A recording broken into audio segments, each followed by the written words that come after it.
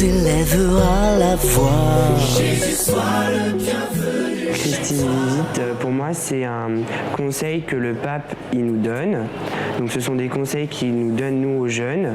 Et nous, après, c'est nous, les jeunes, qui choisissons, oui ou non, de suivre ces conseils, de les appliquer et donc de les mettre en pratique envers les autres et envers nous-mêmes. Une lettre qu'a écrit le pape pour les jeunes, mais moi, je n'ai pas eu cette lettre. J'ai eu un petit livre qui s'appelle « Les recueils des prières choisis par le pape ».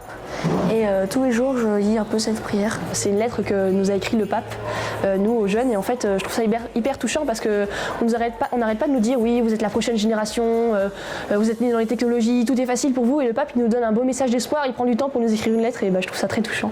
C'est une lettre adressée par le pape pour moi, pour toi, pour nous, pour vous. Jamais rien n'arrêtera notre louange, nos cris de joie.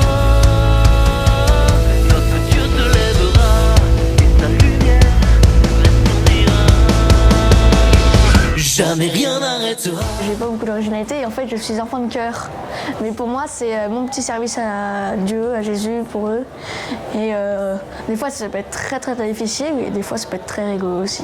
Avec les servants d'hôtel et aussi en faisant ma prière tous les soirs. Le Christ il est mort pour nous en public, alors j'ai pas envie de vivre ma foi en privé. J'ai créé un compte qui s'appelle La Semaine du Catho. Je fais 3 publications, le lundi, le mercredi, le vendredi, donc une parole d'évangile, un livre catholique et une intention de prière. Et je me dis que c'est un bon moyen d'évangéliser et que même à travers les réseaux sociaux, c'est possible d'évangéliser. Déjà, j'essaye de faire ma prière tous les jours. Et aussi avec les jeunes donc, de ma paroisse, on a décidé de faire un groupe où chacun donc, a sa place et on organise une messe une fois par trimestre. La semaine dernière, on a fait une messe. J'ai dirigé les chants pour la première fois de ma vie. Ça a été une expérience pleine d'émotions et pleine d'aventures et ça me permet d'avancer tous les jours un peu plus dans ma vie chrétienne et dans mes actions que je fais envers l'Église. Voilà. Et j'en suis toujours plus heureux.